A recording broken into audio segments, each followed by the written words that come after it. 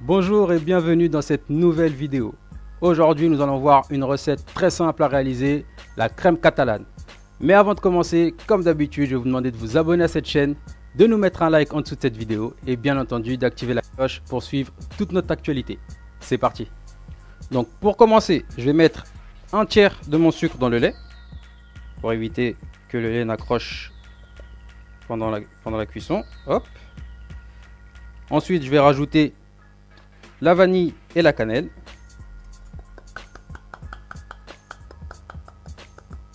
Hop. Et ensuite, je vais rajouter quelques écorces d'orange. Donc j'en mets un peu. Si vous n'avez pas de zesteur canneleur comme moi, vous mettez directement du zeste, hein. Vous prenez une râpeuse et puis vous zestez, il n'y a aucun problème. Donc je les mets avant de mettre mon lait à bouillir. Comme ça, ça va aussi infuser, donner du goût à ma crème. Donc là, je peux lancer la chauffe de mon lait. Hop. Et pendant ce temps-là, je vais m'occuper du reste. Donc, la crème catalane, en fait, si vous voulez, c'est pour la faire simple, c'est un mélange entre la crème pâtissière et la crème brûlée. Ça veut dire qu'on va avoir une préparation très similaire à la crème pâtissière. Donc on a utilisé du lait. Là on va faire un mélange maïzena jaune et sucre. On va la cuire et une fois que c'est cuit, on va la faire reposer et après on pourra venir brûler avec du sucre par dessus. On va saupoudrer un peu de sucre cassonade et on va la brûler donc comme une crème brûlée. Donc du coup je vais prendre sucre maïzena. Hop, que je vais bien délayer. Donc ça c'est important, hein, c'est pour aussi éviter la formation de grumeaux. Hop. Et une fois que c'est bien délayé, je vais rajouter mes jaunes d'œufs.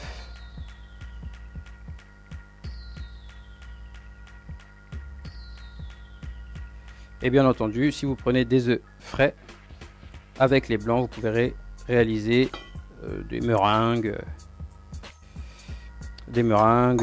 ou alors encore des macarons qui sont des recettes que vous retrouvez également sur notre page. Donc hop, je mélange bien, j'amalgame bien et je n'hésite pas à faire blanchir un petit peu la préparation. Donc là j'ai blanchi mes jaunes avec mon sucre et ma maïzena. Ici ça va bientôt arriver à ébullition. Donc je me suis préparé mes ramequins dans lesquels je vais mettre ma crème catalane. Je me suis préparé un petit tamis pour les écorces d'orange. Bien entendu, si vous utilisez du zeste, pas besoin de passer au tamis. Ça reste consommable. Là, c'est vrai que les écorces, si on tombe dessus, voilà, ça peut être un peu dur en bouche. Et bien entendu, je me suis préparé une cuillère. Donc je mets en condition maison. J'ai pris une cuillère, mais on peut utiliser une maryse. On peut utiliser voilà, ce qu'on veut pour bien garnir nos cassolettes.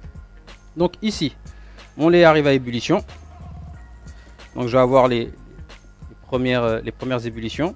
Et là, une fois que je vois apparaître mes premières ébullitions, je vais donc couper mon feu et passer le tout dans mon tamis. Donc là, j'arrive aux premières ébullitions. Je coupe mon feu et je passe l'ensemble au tamis. Hop, je remets ma casserole et pendant ce temps-là, je mélange juste un petit peu. D'accord, pour éviter de cuire mes jaunes trop vite. Hop.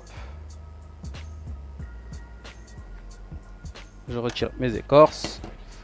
Donc une fois que j'ai bien homogénéisé le tout, je vais remettre à cuire. Et à la première ébullition, je vais venir compter environ 30 secondes, 1 minute pour bien cuire ma crème. Et pour la pasteuriser.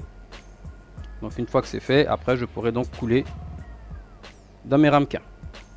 Hop. Donc là, je remets ma crème en chauffe. Donc pas trop fort le feu de préférence pour que vous puissiez contrôler la cuisson et surtout pour éviter que ça accroche au fond.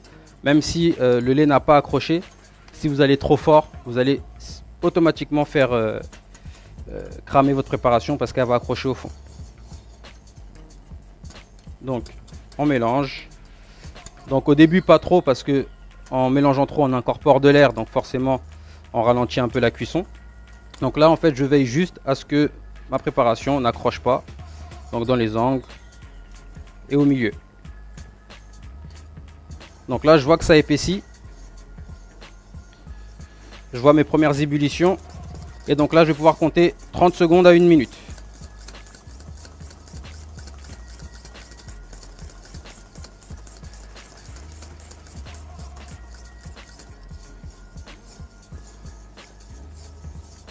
Donc je veille bien, vous voyez un peu le geste, hein, je suis en train de bien gratter les angles pour éviter que ça accroche et pour ramener la préparation qui est dans les angles vers le centre. Hop, vous pouvez baisser un petit peu hein, si vous avez peur que ça gicle un petit peu sur vous. Hop, et je vais pouvoir donc arrêter ma crème. Donc je vais ranger ça et ensuite directement, alors vous pouvez le couler directement comme ça si vous le souhaitez, il n'y a pas de souci, ou alors si vous voulez le faire proprement, vous prenez une cuillère et vous remplissez. Donc là après c'est comme vous le souhaitez, hein, vous pouvez remplir un petit peu, à moitié, aux 3/4, plein, c'est comme vous voulez. Si vous êtes des gourmands, n'hésitez pas.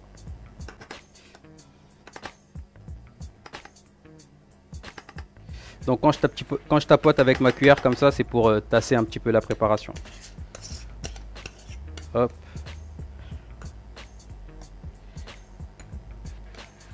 Donc là vous allez avoir une texture de crème pâtissière, un peu plus souple quand même. Mais on n'est pas loin.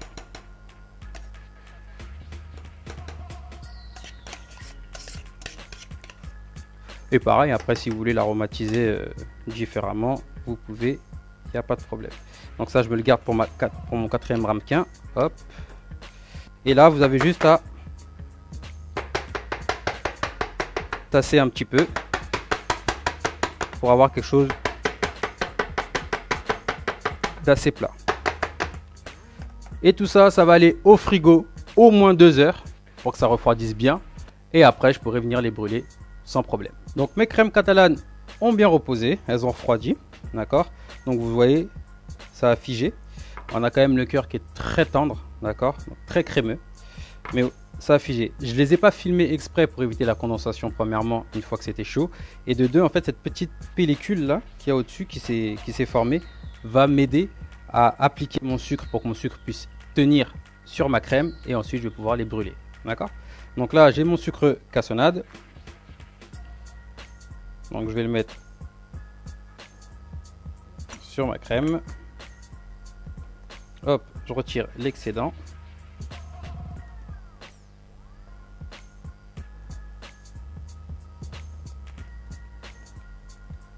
Voilà.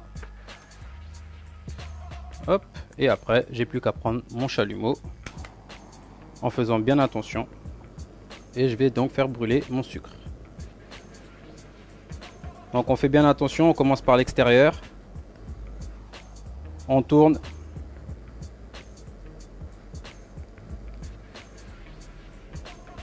donc faites bien attention, hein. On reste bien loin de la flamme, et avant de tourner, on relève et on tourne.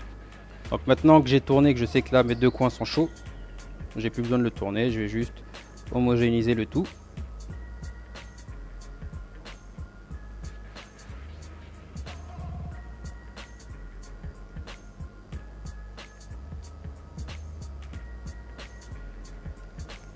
Hop.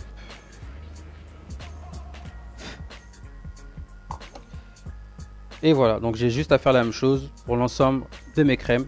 Bien entendu, si vous n'avez pas de chalumeau à la maison, c'est pas grave, vous programmez votre four en mode grill, vous mettez votre crème catalane avec le sucre et ça va caraméliser assez vite. Une fois que c'est caramélisé, vous n'avez plus qu'à la sortir et vous n'avez plus qu'à la servir. Attention, vous brûlez uniquement avant de servir. Parce que si vous le brûlez avant et que vous mettez au frais et que vous le servez 1 heure ou 2 après, vous allez avoir le sucre qui va couler et vous n'allez plus avoir ce côté cassant que l'on recherche avec le sucre cassonade. Et voilà comment réaliser une crème catalane. J'espère que cette vidéo vous a plu, qu'elle va vous servir. Et une fois de plus, si vous avez aimé cette vidéo, n'hésitez pas à nous mettre un like ou à nous mettre un joli commentaire, ça nous fera toujours plaisir. C'est tout pour moi et je vous dis à la prochaine pour une nouvelle recette.